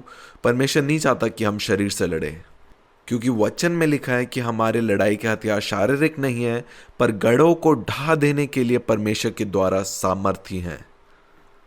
आपको मालूम है दुष्ट हमेशा आपके जीवन में झूठ को लेके आएगा, और जब हम जो झूठ पे विश्वास करते हैं उस क्षण हम उस बंधन में आते हैं कि अगर मेरे दादा को ये बीमारी हुई थी, मेरे पापा को ये बीमारी हुई थी, तो ये मुझे भी बीमारी होगी। यह हर एक गढ़ है जो झूठी पहचान को लेके आते हैं। मैं हमेशा से गरीब हूँ क्योंकि हर एक चीज़ मैंने असफल रही है, और वचन कहता है कि तुम परमेश्वर के द्वारा सामर्थी होकर इन गढ़ों को ढा दे सकते हो। और वचन याद दिलाता है कि वचन के द्वारा तुम उन हर एक गढ़ जो तुम्हारी पहचान के विपरीत है उन गढ़ों को तुम ढा दो। इससे फर्क नहीं पड़ता कि कितने समय तक आपने किसी बात पे विश्वास किया है, चाहे वो झूठ है, क्योंकि वचन कहता है अब कि आप एक नई सृष्टि है और आपका जन्म जो है वो स्वर्ग से हो चुका है। उसने हमारी सारी बीमारी को ले लिया ताकि मैं और आप बीमारी से दूर रहें, क्योंकि जो मैं अब पुत्र हूँ मेरे स्वभाव में बीमारी नहीं है। और आगे लिखा है कि हर एक बहस, हर एक सोच, हर एक कल्पना जो पहचान के विरुद्ध में उठती है उसको आप ढा दें। आपको मालूम है कई बार मैं भी बहुत चिंता करती थी जब मैं कल्पनाएं करती थी बहुत सी बातों में कि ये ऐसे हो सकती है, अगर ऐसा हो गया तो। और अभी तक वो बातें हुई भी नहीं है, लेकिन उनकी चिंता मेरे मन में है। इसलिए वचन में लिखा है कि हर एक कल्पनाएं, जो ऊंची बात जो परमेश्वर की पहचान के विरुद्ध में उठती है उसका खंडन करते जाएं। हो सकता है हम किसी जॉब के लिए तैयारी कर रहे हो और उसमें हम सफल ना हो, हम ऐसे सोचते हैं कि शायद मेरे से बेहतर कोई होगा, या मैंने ये चीज़ सही नहीं करी इसलिए मुझे वो नौकरी नहीं मिली। लेकिन परमेश्वर चाहता है कि हम इन व्यर्थ की बातों में हम संघर्ष ना करें या व्यर्थ की बातों में मन ना लगाएं, लेकिन हर एक कल्पनाएं और हर एक जो ऊंची बात का जो परमेश्वर की पहचान के विरोध में उठती है, खंडन करे, और हर एक भावना को कैद कर कर मसीह का आज्ञाकारी बना देते हैं जो मसीह आपके विषय में कहता है। आपको मालूम है, जब पहली बार मैंने अपनी बीमारी से चंगाई पाई थी, उसके कुछ समय बाद ही मेरे मन में एक ऐसा ख्याल आया कि मैंने जो है अपनी उस चंगाई को वापस से खो दिया है। वो एक विचार था जो मेरे मन में आया, और जो विचार मेरे पहचान के विरुद्ध में उठा था, जब मैंने उसे कैद किया, उसे ढा दिया, आपको मालूम है उस सत्य के द्वारा कि मैं पुत्र हूँ, मेरे स्वभाव में नहीं है बीमारी, वो बीमारी अपने आप मेरे शरीर से गायब हो गई। फिर वो विचार को, उस कल्पना को मैंने मसीह के स्वभाव में कैद करा। और ऐसी छोटी छोटी बातों में आप देखें, अपनी पहचान में बने रहना सीखें, क्योंकि कई बार हमारी कल्पनाएं जो हैं वो व्यर्थ की हैं, चिंता को लेके आती हैं। क्योंकि मैं भी अपने जीवन में अभ्यास करती हूँ कि जब भी मेरी कल्पनाएं जो हैं वो इधर उधर दौड़ती हैं, मैं सीखती हूँ कि कैसे अपने कल्पनाओं को, विचारों को और हर एक भावनाओं को मैं कैद कर कर मसीह का आज्ञाकारी बनाऊँ। और जितना मैं अभ्यास करती हूँ, मैं सीखती हूँ कि अब मेरे लिए ये इतना मुश्किल नहीं है। क्योंकि पहली बार अगर आप किसी घोड़े में चढ़ेंगे तो हो सकता है कि वो आपको नीचे गिराएगा, दूसरी बार वो आपको नीचे गिराएगा, लेकिन जैसे जैसे आप अभ्यास करेंगे, आप देखेंगे उस पर नियंत्रण करना। और जितना आप ऐसा करना सीखेंगे, आप देखेंगे कि फिर आपका जो आत्मिक जीवन है वो आपके शारीरिक जीवन में प्रभुता करेगा। क्योंकि मैं हर एक कल्पनाओं का, विचारों का जो मेरे मसीह के पहचान के विरुद्ध में उठती है, मैं उनको कैद कर कर मैं मसीह का आज्ञाकारी बनाता हूँ। इसका अर्थ ये है कि मैं जो है अपने मन के ऊपर अधिकार रखता हूँ। आप मेरे साथ अंगीकार कर सकते हैं कि मैं अपने मन के ऊपर, अपने प्राण के ऊपर पूरा अधिकार रखता हूँ। आपको ना, कल तक जो है जब मैं वचन की तैयारी कर रही थी, मुझे नहीं मालूम था कि मैं आज जो है क्या बोलने वाली हूँ, लेकिन मुझे पता था कि हाँ, हम भरपूरी के बारे में बोलने वाले हैं। लेकिन और जब मैं सो रही थी उस समय पवित्र आत्मा ने मेरे से बात किया और आज का वचन मुझे दिया। और जैसे ही मैं उठी, मेरे को बहुत से विचार आने लगे और मैं उन सब विचारों को मैं लिखने लगी और ये सब प्रकाशन मुझे प्राप्त हुआ। लेकिन जब मैं रात में थी तो मुझे बहुत सी भावनाएं आ रही थी। और एक चीज़ जो मैं सत्य आपको बता रही हूँ कि जो पुत्र हैं वो भावनाओं के अनुसार चलने वाले व्यक्ति नहीं हैं। हमारा जीवन वचन के द्वारा आता है। और मैंने पिता को धन्यवाद किया कि धन्यवाद पिता, क्योंकि मैं आपके लहू की संतान हूँ। और कल का वचन अद्भुत होने वाला है। और मैं उस सोच के साथ, उस विचार के साथ सोने चली गई। मैंने अपनी भावनाओं को अधिकार नहीं दिया कि मेरी पहचान वो बताएं। इसलिए जब मैं सुबह उठी, मैंने देखा परमेश्वर पिता ने मेरे से बातचीत करी और जो भी प्रकाशन दिए मैं लिखती गई उन्हें अपनी डायरी में। और हो सकता था कि अगर मैं अपनी भावनाओं से चली तो मैं बोल सकती थी कि नहीं, मुझे अच्छा नहीं लग रहा आज। लेकिन मैंने अपनी भावनाओं को नहीं बताने दिया मेरी पहचान कि मैं कौन हूँ, क्योंकि फिर मैं अपने भावनाओं की दास बन जाती। आगे हम वचन में पढ़ेंगे, रोमियो की पत्री उसका 8 अध्याय उसका 5 वचन में लिखा है, क्योंकि शारीरिक व्यक्ति शरीर की बातों पर मन लगाते हैं, परंतु आध्यात्मिक आत्मा की बातों पर मन लगाते हैं। शरीर पे मन लगाना, शरीर की बातें जो केंद्रियों से आती हैं, जो भी हम बाहर से हमें मिलता है, या जो व्यक्ति ऐसा कहता है कि जो कुछ मैं देखूंगा फिर मैं विश्वास करूंगा, उन लोगों के लिए जो शरीर पर मन लगाते हैं, उनका शरीर पर मन लगाना मृत्यु है, परंतु आत्मा पर मन लगाना जीवन और बहुतायत का जीवन और शांति है। मैं आपको बता रही हूं आज की परमेश्वर का वचन सत्य है और वो आपके जीवन में कार्य करेगा जब आप उसमें विश्वास करेंगे, उसमें बने रहेंगे। और जब आत्मा में बोना आप शुरू करेंगे, वो आपके जीवन में उस बहुतायत को, जीवन को और शांति को लेके आएगा। आगे वचन में लिखा है, क्योंकि शरीर पर मन लगाना तो परमेश्वर से बैर रखना है, क्योंकि ना तो परमेश्वर की व्यवस्था के अधीन है और ना हो सकता है। और जो शारीरिक दशा में है, वो व्यक्ति जो अपनी 5 इंद्रियों से चलता है, वे परमेश्वर को प्रसन्न नहीं कर सकते। परंतु जबकि परमेश्वर का आत्मा तुम में बसता है, तो तुम शारीरिक दशा में नहीं परंतु आत्मिक दशा में हो। यदि किसी में मसीह का आत्मा नहीं तो वह उसका जन नहीं। यदि मसीह तुम में है तो देह पाप के कारण मरी हुई है, परंतु आत्मा धार्मिकता के कारण जीवित है, कि आप पिता के सामने सही हैं। यदि उसी का आत्मा जिसने यीशु को मरे हुए में से जिलाया तुम में बसा हुआ है, तो जिसने मसीह को मरे हुए में से जिलाया वही तुम्हारे नाश्वर देहों को भी अपने आत्मा के द्वारा जो तुम में बसा हुआ है जिलाएगा। इसलिए वचन हमें सिखाता है कि हम सीखें शांत रहना, क्योंकि जितना आप अपने पहचान पर विश्वास करेंगे उतना ही आप शांत रहना सीखेंगे। इसलिए वचन हमें सिखाता है कि हम सीखें शांत रहना, क्योंकि जितना आप अपने पहचान पर विश्वास करेंगे उतना ही आप शांत रहना सीखेंगे। क्योंकि हो सकता है मेरे शरीर में कोई बीमारी के लक्षण आए, लेकिन मैं उन लक्षण को देखकर अपनी पहचान नहीं बदलती, क्योंकि मुझे मालूम है मैं उसके लहू की संतान हूँ और मैं सिर्फ आराम करती हूँ। और जब मैं सोने जाती हूँ मुझे मालूम है कि वो जो जीवन मेरे अंदर है, वो जो आत्मा से मेरे शरीर को भी जीवन देता है। इसलिए मैं देख सकती हूँ कि अब जो स्वास्थ्य का क्षेत्र है, मेरे लिए उन विचारों को कैद करना आसान है। और यही सत्य है, परमेश्वर का वचन जो सत्य है, और इस सत्य को हम तभी पहचान पाएंगे जब हम अपनी शरीर की इंद्रियों से बाहर आएंगे। जब तक आप अपने शरीर की इंद्रियों से पहचान लेते रहेंगे कि आप पुत्र है या नहीं, तब तक आप देखेंगे आप परिस्थितियों में प्रबल नहीं कर पाएंगे। और यही कार्य शैतान भी करने आया जब यीशु मसीह की परीक्षा हुई। और जब हम अपने वातावरण को, आसपास की चीज़ों से को नहीं बताने देते हम कौन हैं, लेकिन हम विश्वास करते हैं केवल अपने पिता के वचन में, तब हम देखेंगे कि सारी चीज़ें जो हैं फिर हमारी दास, हमारे सेवक बन जाएंगे। और जितना आप वचन में चलना सीखेंगे, आप देखेंगे कि आप उस स्वर्गीय स्वास्थ्य में रहना सीखेंगे। फिर आप देखेंगे कि किसी भी क्षेत्र में आपको घटी ना होगी, चाहे वो आपके धन के क्षेत्र में है, चाहे रिश्तों में है। और पुत्रत्व की सच्चाई सत्य है उन लोगों के लिए जो परमेश्वर के वचन को सुनते हैं और मानते हैं। आप जब परेशानी में पड़ते हैं, जब आप परीक्षा में पड़ते हैं, तो आप फ़ोन उठा के दूसरे व्यक्ति के पास ना जाइए आपको उन परेशानी से छुटकारा देने के लिए, क्योंकि ये दूसरी जगह में होता है, लेकिन मेरे और आपके पास एक स्वर्गीय पिता है। आगे पढ़ेंगे इसी के 12 वचन से। इसलिए हे भाइयों, हम शरीर के कर्जदार नहीं कि शरीर के अनुसार दिन काटे। इसका मतलब हर एक पहचान जो मुझे शरीर से मिलती है, अगर शरीर कहता है कि मैं बीमार हूँ तो मैं अंगीकार करूँ कि हाँ मैं बीमार हूँ। अगर मेरा बैंक बैलेंस कहता है कि मेरे पास पैसे नहीं है तो मैं घोषणा करूँ कि हाँ कि मैं धनी नहीं हूँ। और आगे वचन में लिखा है, क्योंकि यदि तुम शरीर के अनुसार दिन काटोगे तो मरोगे, यदि आत्मा से देह की क्रियाओं को मारोगे तो जीवित रहोगे। इसलिए कि जितने लोग परमेश्वर की आत्मा के चलाए चलते हैं, जो अपनी पहचान, अपने सोच, अपनी कल्पनाएं जो आत्मा के अनुसार करते हैं, वे ही परमेश्वर के पुत्र हैं। और क्योंकि तुमको दास्तव का आत्मा नहीं मिला कि फिर भयभीत हो, परंतु ले पालक की आत्मा मिली है, जिसे हम हे अब्बा, हे पिता कहकर पुकारते हैं।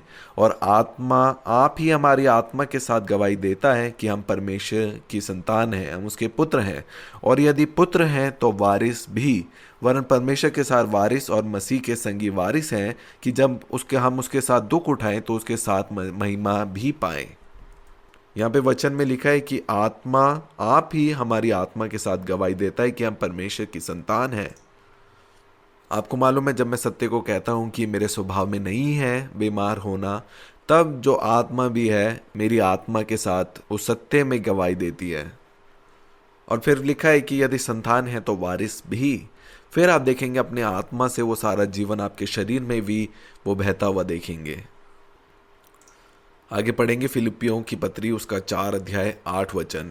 ये जितने भी वचन हम पढ़ रहे हैं ये सब हमारी पहचान के बारे में हैं, जो हमारे मन में, हमारी कल्पनाओं में, उसमें दृढ़ रह के बने रहने के बारे में है।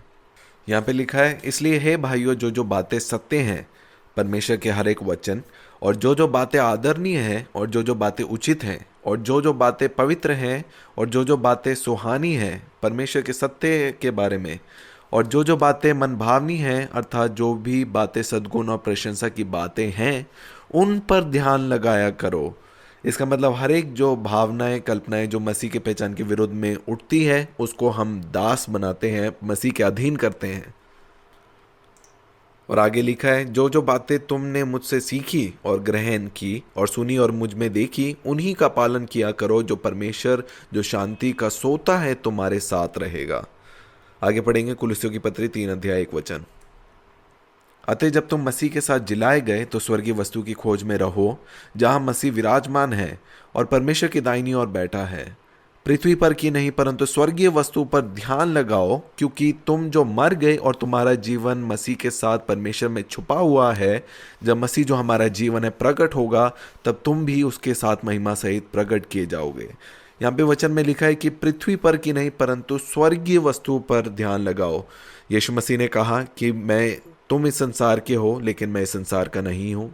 और यहाँ पे हम वचन को भी देख सकते हैं कि परमेश्वर पिता चाहते हैं कि हम अगर इस संसार में अभी रहते हैं लेकिन हम इन संसार के नहीं हैं, और हम अपना मन जो है इस संसार में न लगाकर हम स्वर्गीय बातों पर हम मन लगाएं, कि हर एक बातें जो हमारे आसपास है उसमें मनुष्य की तरह हम व्यवहार न करें, लेकिन हम जानें कि हमारा जो नया जन्म है वो स्वर्ग से हुआ है। आगे लिखा है, इसलिए उन अंगों को मार डालो जो पृथ्वी पर हैं, अर्थात व्यभिचार, अशुद्धता, दुष्कामना, बुरी लालसा और लोभ को, जो मूर्ति पूजा के बराबर है। इन्हीं के कारण परमेश्वर का प्रकोप आज्ञा न मानने वालों पर पड़ता है। और तुम भी जब इन बुराइयों में जीवन बिताते थे तो इन्हीं के अनुसार चलते थे। पर अब जब तुम इन सब को अर्थात क्रोध, रोष, बैरभाव, निंदा और मुंह से गालियां बकना, ये सब बातें छोड़ दो। एक दूसरे से झूठ मत बोलो, क्योंकि तुमने पुराने मनुष्यत्व को उसके कामों समेत उतार डाला और नए मनुष्यत्व को पहन लिया है, जो अपने सृजनहार के स्वरूप के अनुसार ज्ञान प्राप्त करने के लिए नया बनता जाता है। उसमें ना तो यूनानी रहा, ना यहूदी, ना खतना रहित, ना जंगली, ना सकुती, न दास, न स्वतंत्र, केवल मसीह सब कुछ और सब में है। और जितना हम वचन पे चलना सीखते हैं, हम देखते हैं कि हमारा जो स्वरूप, हमारी मन, हमारा भावनाएं जो हैं, उनको कैद कर कर हम मसीह के स्वरूप में ढालते जाते हैं। आगे पढ़ेंगे 12 वचन से। इसलिए परमेश्वर के चुने हुए के समान, क्या आप लोग चुने हुए लोग हैं? आप लोग हैं। आगे पढ़ेंगे 12 वचन। इसलिए परमेश्वर के चुने हुओं के समान जो पवित्र और प्रिय हैं, बड़ी करुणा और भलाई और दीनता और नर्मता और सहनशीलता धारण करो।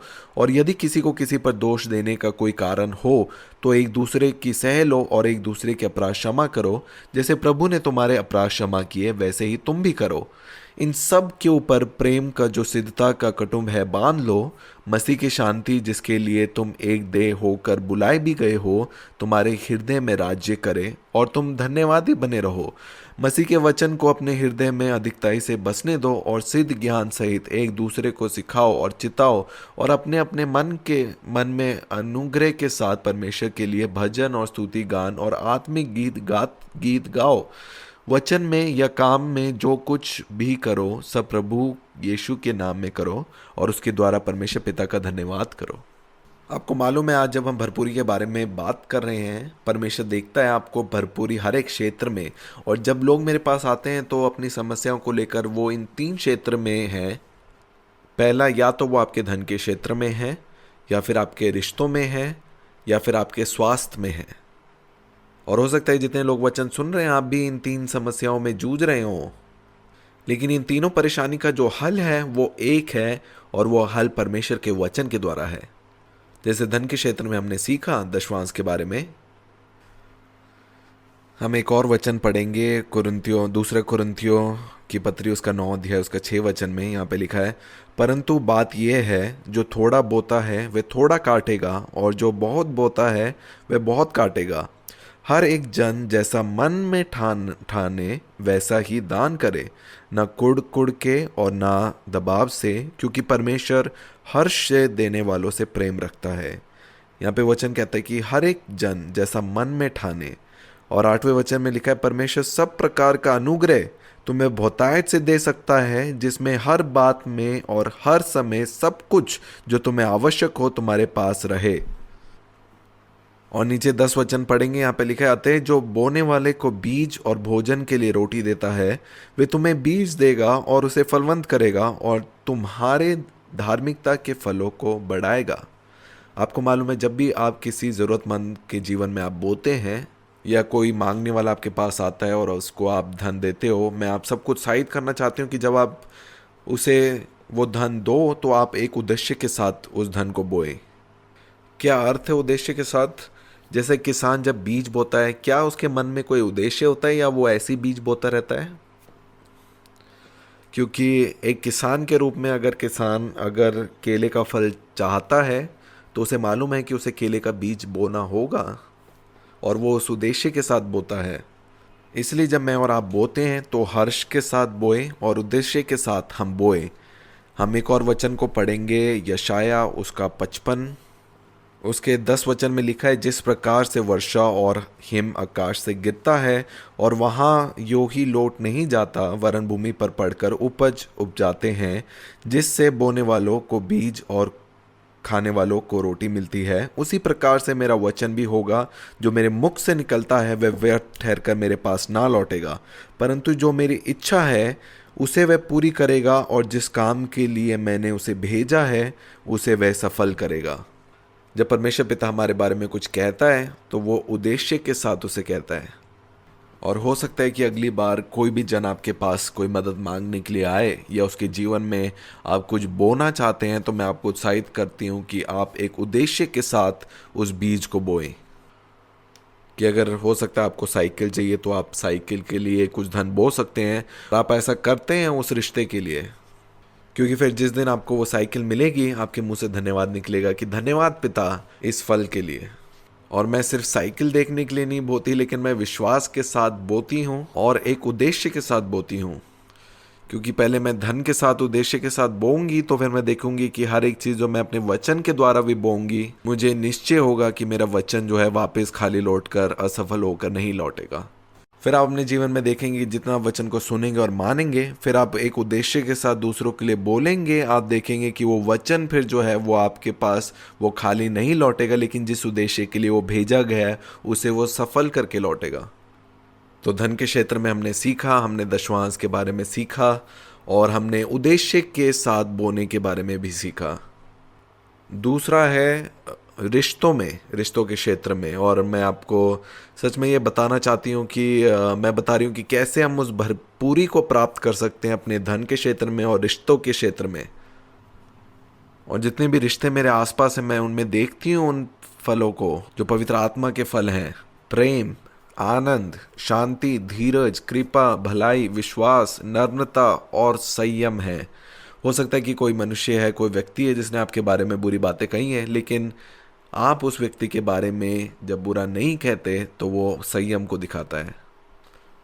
आपको मालूम है एक पेड़ जिसमें बहुत से फल लगे हैं, अगर उस वृक्ष के जो फल हैं वो उस वृक्ष के नीचे गिरते हैं तो जितने भी फल नीचे गिरे हैं वो मदद करते हैं उस वृक्ष को और अधिक फल उत्पन्न करने में।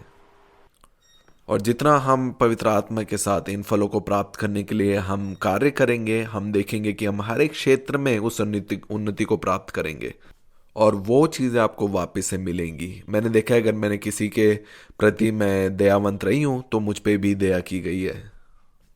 इसलिए वचन में लिखा है कि तुम दो और तुम्हें दिया जाएगा। अनुग्रह यही है कि किसी को वो वस्तु देना जिसके वो योग्य नहीं थे। मैं आप सबको उत्साहित करना चाहती हूँ कि आप लोग जो प्रचार है लायन किंग उसको आप जाके सुने, क्योंकि मैं अक्सर बोलती हूँ कि अगर रिश्तों में अगर हमने या परिस्थितियों में अगर हमने अपनी पहचान नहीं ली है तो वो सारी परिस्थितियाँ, वो बातें जो है हमारे ऊपर अधिकार करेंगी। सबसे पहला साहस है कि हम रिश्तों में, जैसे पौलुस कहता है कि हम साहसी बने परमेश्वर के वचन को बोलने के लिए। जब हम अपने पहचान के सत्य के साथ हम एक हैं तो हम देखते हैं कि सारी सृष्टि भी उस सत्य के साथ गवाही देती है। हमने जाकी गवाही में देखा कि कैसे सृष्टि ने उनके साथ गवाही दी जब उन्होंने अपनी पहचान नहीं छोड़ी और उन वचन पे सुनकर उन पे चली, तो उन्होंने देखा कि हर एक परिस्थिति, हर एक वातावरण ने उनके सामने घुटने टेके। अब अपनी पहचान केवल उस सत्य में बनाए रखें जो परमेश्वर का वचन आपके विषय में कहता है, और फिर आप देखेंगे कि हर एक बातें जो हैं उस सत्य वचन के साथ गवाही को उत्पन्न करेंगी। हम एक और वचन को हम पढ़ेंगे। आप में से कितने जन हैं जो अपने रिश्तों में आप उस भरपूरी को देखना चाहते हैं? हम पढ़ेंगे मत्ती का सुसमाचार 5:43 वचन। तुम सुन चुके हो कि कहा गया था अपने पड़ोसी से प्रेम रखना और अपने बैरी से बैर, परंतु मैं तुमसे ये कहता हूँ कि अपने बैरियों से प्रेम रखो और अपने सताने वालों के लिए प्रार्थना करो, जिससे तुम अपने स्वर्गीय पिता को की संतान ठहरोगे, क्योंकि वह भले और बुरे दोनों पर अपना सूर्य उदय करता है और धर्मी और अधर्मी दोनों पर में बरसाता है। क्योंकि यदि तुम अपने प्रेम रखने वालों ही से प्रेम रखो तो तुम्हारे लिए क्या फल होगा? क्या महसूल लेने वाले भी ऐसा नहीं करते? यदि तुम केवल अपने भाइयों ही का नमस्कार करो तो कौन सा बड़ा काम करते हो? क्या अन्य जाति भी ऐसा नहीं करते? इसलिए चाहिए कि तुम सिद्ध बनो जैसा तुम्हारा स्वर्गीय पिता सिद्ध है। यहाँ पे वचन में लिखा है कि तुम अपने बैरियों से प्रेम रखो और अपने सताने वालों के लिए प्रार्थना करो। आपको मालूम है, मेरे जीवन में एक बारी ऐसी परिस्थिति आई थी कि मेरे जीवन में भी ऐसा व्यक्ति था जो मुझे बहुत सताव को मेरे जीवन में लेके आ रहा था। लेकिन जब मैंने इस वचन को पढ़ा, मैंने देखा कि यहाँ पे लिखा है कि अपने सताने वालों के लिए प्रार्थना करो। तो आपको मालूम है मैंने क्या किया? मैंने सिर्फ उन दोनों का नाम लिया और मैंने पिता के सामने आई और मैंने सिर्फ प्रार्थना करना शुरू किया। शरीर में ऐसा लग सकता है कि हम उनके लिए कैसे प्रार्थना कर सकते हैं, लेकिन आपको नहीं मालूम कि वो कितना सामर्थ्य है। क्योंकि जब आप ऐसा करना शुरू करेंगे, आप देखेंगे कि वो व्यक्ति का देखने का नजरिया, उसके मन को बदलने का कार्य केवल पवित्र आत्मा का है। और आप देखेंगे परमेश्वर के अद्भुत कामों को अपने जीवन में पूरा होता हुआ जब आप सीखेंगे अपने सताने वालों के लिए भी प्रार्थना करना। और अपने रिश्तों में आप साहस होना सीखें। आप यीशु मसीह के सत्य वचनों को घोषित करना सीखिए। आप उनको सत्य बताइए कि एक परमेश्वर पिता है जो आपसे बहुत प्रेम करता है। उस सत्य की पहचान में बने रहिए। आप उस सत्य के वचन में बने रहिए। और मैं भी उस सत्य में वचन में जब मैं बनी रही, मैंने देखा मेरे परिवार में जितने भी मेरे रिश्तेदार हैं, जितने भी मेरे करीबी लोग हैं, वो अब सब परमेश्वर में हैं। हो सकता है आप अपने आप को तूफानों के बीच में देख रहे हो, बहुत जगह से तूफान आ रहे हैं, लेकिन आप जितना सत्य में बने रहेंगे, उसमें विश्राम करना सीखेंगे, आप देखेंगे जितनी भी झूठ क्यों ना हो, उन झूठ के बीच में सत्य है जो विराजमान करेगा। और हमेशा जो है सृष्टि ने मेरे साथ गवाही दी जब मैं उस सत्य में बनी रही।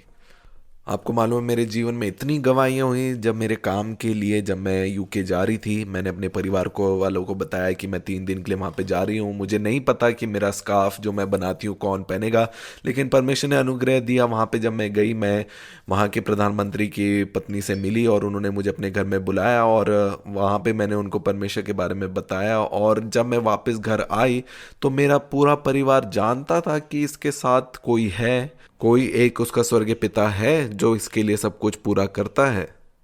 जितना आप वचन को सुनकर उस पे चलेंगे, जिसमें आप उसमें बने रहेंगे, आप देखना वो सारी जो सृष्टि है वो गवाही देगी उस सत्य के साथ। आप साहसी बनिए। और मैंने देखा है कि रिश्तों में सबसे ज़रूरी बात यह है कि कभी भी किसी भी रिश्ते को आप अपनी शांति को लेने के लिए अनुमति ना दीजिए। क्योंकि हर एक चीज़ें जो है वो आपको शांति के स्थान से उठाने के लिए, दूर करने के लिए आती हैं। उस समय आपने देखना है, उन परिस्थितियों के ऊपर आपको नियंत्रण करना है, उस घोड़े को शांत करना है और उस स्थान में बने रहना है। आप उस विश्राम में बने रहिए। किसी भी बातों को आपको उस स्थान से हटाने की अनुमति ना दीजिए, लेकिन आपकी पहचान केवल वचन पे आधारित रहे। फिर आप उस भरपूरी को अपने रिश्ते में भी देखेंगे और आप देखेंगे जितने भी तूफान आपके आसपास है, वो तूफान बिल्कुल एक शांति में बदलता हुआ देखेंगे। स्वास्थ्य में मैंने आपको बताया कि छोटी चीज़ों में आप अपनी पहचान को पकड़िए, चाहे वो जुकाम से, बुखार से क्यों ना हो। क्योंकि अगर आप छोटी छोटी चीज़ों में अपने जीवन में अपनी पहचान नहीं छोड़ते और उन चीज़ों में आप जयवंत हैं, तो बड़ी चीज़ें आपके विरोध में आती भी नहीं है। क्योंकि बहुत सी बारी हम छोटी चीज़ों में अपनी पहचान को भूल जाते हैं, इसीलिए बड़ी चीज़ें हमारे विरुद्ध में आती हैं। अगर आप चर्च में आ रहे हैं केवल भरपूरी के पाने के लिए, तो मैं आपको उत्साहित करना चाहती हूँ कि आप चर्च आएँ अपने उस रिश्ते को बढ़ाने के लिए जो आपके परमेश्वर पिता के साथ है, और जानने के लिए कि आप उस राज्य में कौन है। प्रतिदिन आप उसके साथ समय बिताइए, प्रतिदिन आप पवित्र आत्मा से बातचीत करिए, उस पहचान में बने रहिए और आप फिर देखेंगे कि बड़ी चीज़ें कभी आप विरोध में नहीं आएंगी।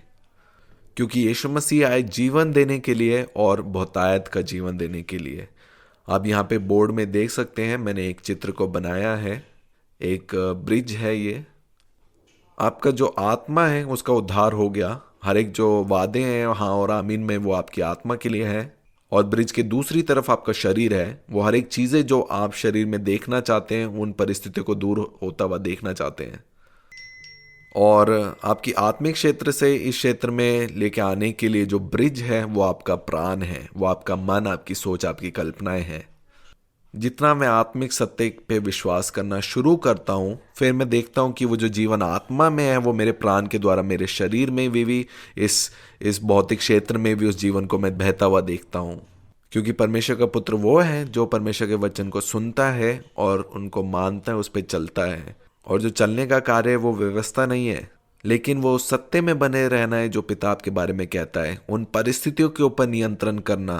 फर्क नहीं पड़ता कितनी बार आप नीचे गिरे हैं, लेकिन हम फिर से खड़े होकर अपनी पहचान को वापस से पकड़ते हैं। हम सिर्फ पहाड़ के चारों तरफ नहीं घूमते रहते, लेकिन हम उस पहाड़ों को ढा देने वाली सामर्थ रखते हैं। उस वचन के द्वारा जो परमेश्वर पिता के द्वारा कहा गया, उन पे बने रहने के द्वारा, उस सत्य में पकड़ कर रहने के द्वारा, और फिर आप मुझे गवाही देंगे। और मैं सच में बहुत आनंदित होती हूँ जब मैं गवाही को सुनती हूँ, क्योंकि मैंने इस वचन को अपने जीवन में जीवित पाया है। लेकिन हर एक परीक्षाएं जो मेरे जीवन में आई हैं, वो मुझे यही सिखाती थी कि मैं ना भूलूं कि मैं कौन हूं, कि मैं परमेश्वर के लहू की संतान हूं। और वैसे ही आप उन सब चीज़ों को प्राप्त करेंगे जो आपके लिए हाँ और आमीन में है। तो आइए हम एक आत्मिक भेंट अब हम अपने पिता को, यीशु मसीह को, जो हमारे महायाजक हैं, उनको देंगे। आप मेरे पीछे अंगीकार कर सकते हैं। पिता, आपका धन्यवाद, मैं आपके राज्य में आपका बेटा हूं। आप मुझसे बहुत प्यार करते हैं। यीशु मसीह, आप मेरे महायाजक हैं। आज वचन सुनने के द्वारा जो आत्मिक उन्नति मेरे जीवन में आई है, उसका 10वां हिस्सा मैं आपको देता हूं।